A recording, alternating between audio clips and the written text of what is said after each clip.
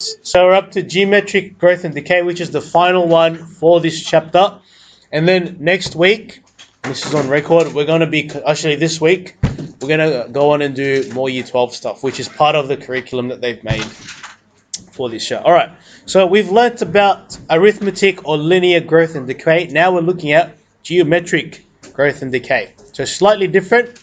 Instead of adding and subtracting, this is all just multiplying for the most part, okay? Because remember, with geometric, you're multiplying by the same amount, okay? But what changes it to growth or decay? Remember, if you're multiplying with a number greater than 1, actually multiply with a number greater than 1, what happens, guys? So if you, good, it increases. So when you multiply with a number that's greater than 1, it's going to grow. I know these symbols look a bit crazy, but that's fine. I'll just talk you through it as I go. But if you multiply with a number that's less than 1, what happens? It goes down, so it decays. Okay, so keep that in mind. That's where the growth and decay comes in. When you're multiplying with a number greater than 1, it grows. If it's less than 1, it decays. Okay, also found in the world, blah, blah, blah. Let me just highlight some keywords that you should look for when you do these questions. Okay, reducing balance depreciation, percentage decrease, compound interest. When you see these things, it's all related to geometric growth or decay. Okay, so just keep that in mind. In the previous part, we learnt that arithmetic, okay, you got flat rate, straight line depreciation. It should also have simple interest in here somewhere. Oh yeah, simple interest. But that's arithmetic. When it comes to geometric, where you're multiplying, you've got compound interest, percentage, reducing balance loan. Okay? All right. So for this, what I don't like about these notes is for some reason it doesn't include a recurrence relation. So I'm going to put that in here for you. A recurrence relation for growth and decay. It's the same thing. It's actually very similar to the original geometric. So when you have a recurrence relation, for this you should write the starting term or initial value, and then comma Vn plus 1 is equal to Vn times R. Okay, it's the same thing for the recurrence relation. They should have mentioned it here though. Except the only difference is the R is a big R instead of a little r. Okay, but it doesn't really matter to me as long as you put R there and you know that it's the common ratio. Now the common ratio here is slightly different to the original common ratio. Okay, so just keep in mind when you're doing these sort of questions, the common ratio is a bit different. Yes. Yes, they should, but because the big R here is slightly different to how we find it, the little r is the common ratio, yeah? This big R is also like the common ratio, but slightly different in how you find it. Kind of like how here, the big D, they used a big D here because it's slightly different to how you find the normal common difference. Yeah, it's a little bit different, so just watch out for that. This big R, okay, I think a lot of people will get confused here, but so just make sure you're watching. So this is a common recurrence relation. I would put this in the second page of my notes again. So it's a common recurrence relation.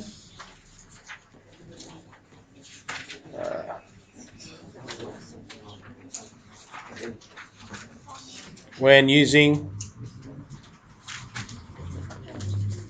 so when you use V0, and also use this when you have like compound interest questions, okay?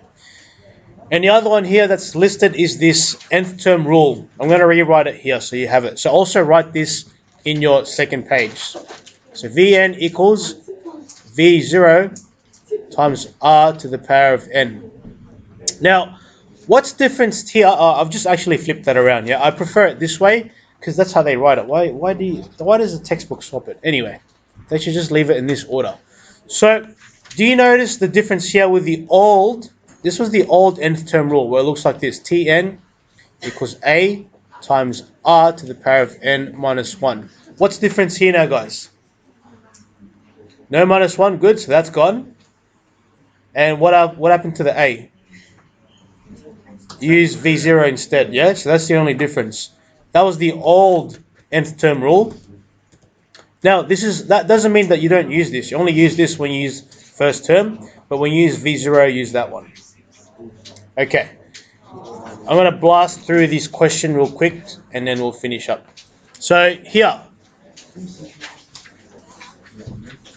the following recurrence relation can be used to model a compound interest investment of $1,000 paying an interest rate of 10% per year. So highlighting some important info, compound interest, $1,000, so that's the investment, that's the start, and it has a flat rate, sorry, not a flat rate, it's paying at a rate of 10% per year. Now this is different to the first one.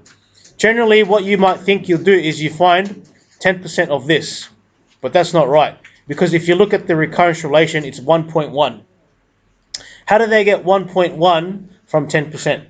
Okay, if you look at this, it's paying an interest rate of 10% per year.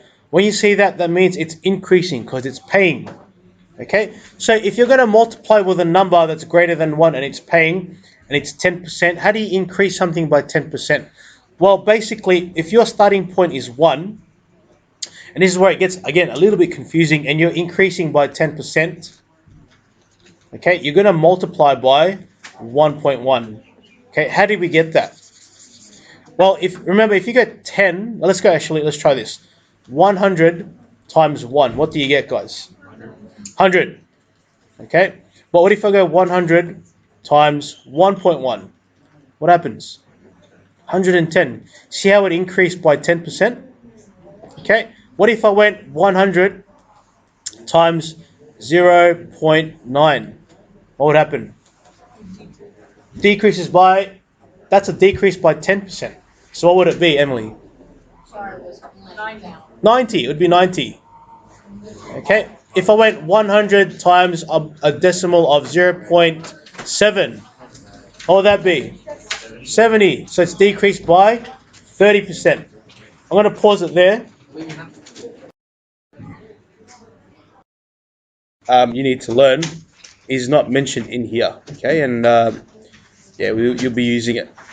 So last lesson we learned about linear growth and linear decay, and now think of linear growth and decay as arithmetic sequences where you're adding or subtracting by the same amount, but you got to try and find the common difference in a different way. Okay, so you'll be given a percentage, and you got to find a percentage of a certain number. So it's going to be a percentage of the initial amount, and the initial amount we use now V0, not V term 1, starting term. Okay, V0 is starting term or starting number, not term 1.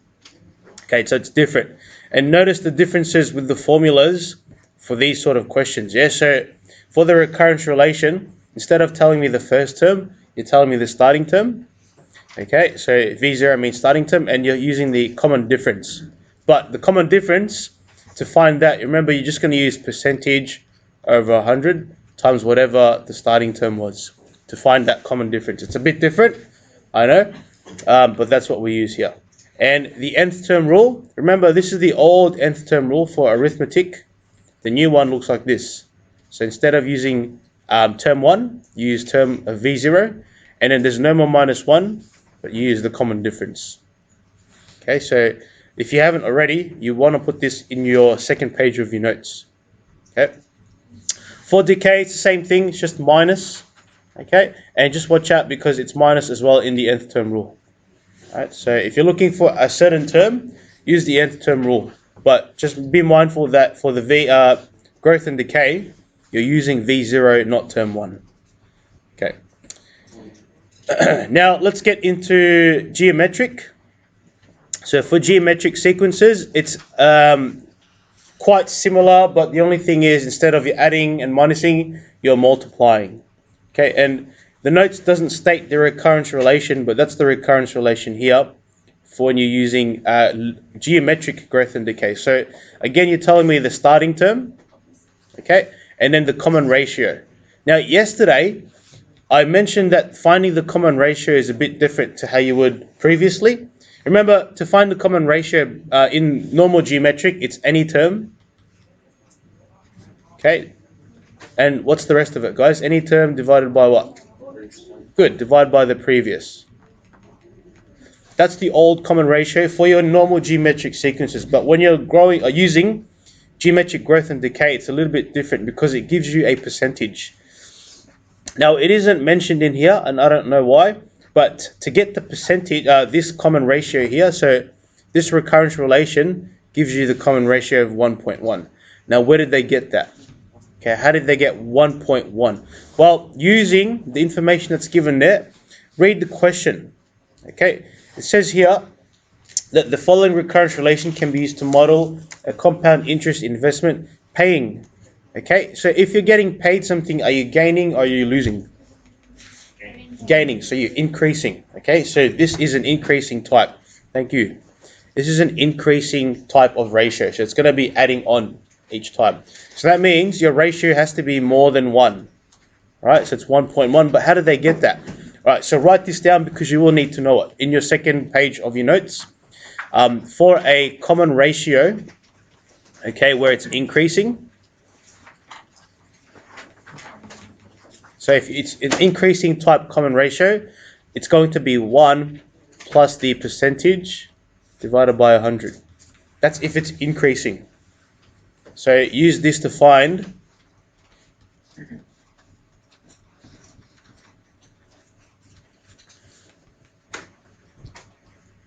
okay, so for increasing, let's see, a common ratio for increasing, all right, for growth,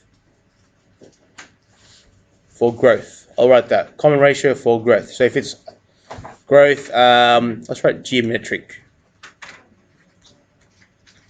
So when it's a growth or geometric growing type question, like this, and we'll do more of it, that's how you get the common ratio. And then what do you guys think would happen if it's a decreasing one? So if it's decreasing, it would be R equals what, guys? 1 minus. Good, because if it's going to be less than 1, what's going to happen? It's going to decrease. So if you're multiplying by a number less than 1, it's going to decrease. So this is, I should write common ratio. Sorry, people. And this is common ratio for decay.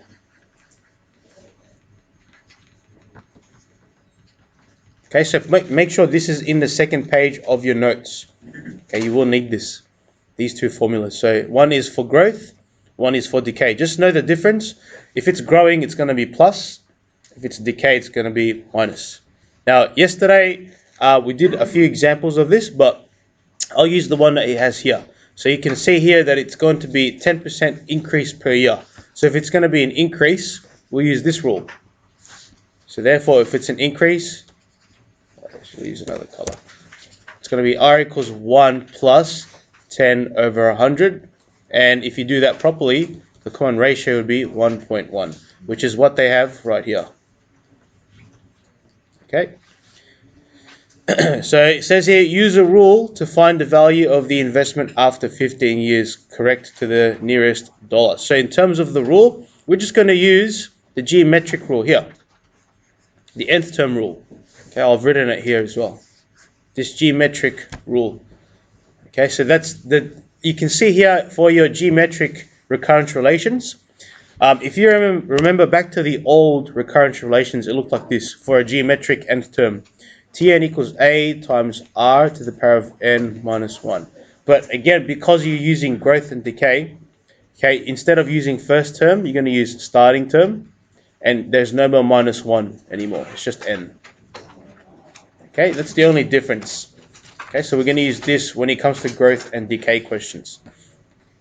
All right, so in this case, if I use my rule for A, okay, so the rule, remember, is, it says here, use a rule. Let's read the question to find the value of the investment after 15 years. There's not much space here, but for the rule, remember the rule is Vn is equal to V0 times R to the power of n. Okay, so according to this, or even if you look at the recurrence relation, you can actually make the formula. Oh, sorry, wrong one.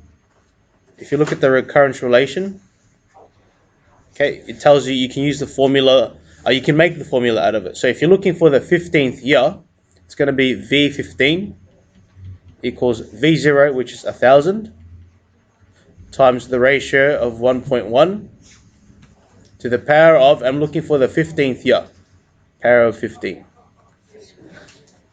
Okay, so I'm going to split this in half. Calculator, it's going to be 1,000. Actually, let me delete all this so you're not confused. Too many numbers. Okay, so 1,000 times 1.1 to the power of, so that's this button, 15. You're looking for the 15th year. So again, notice the difference. There's no more minus 1. Okay, so it's 4177.25. So the 15th year, 4177.25. Okay, that's for that. Alright, part B.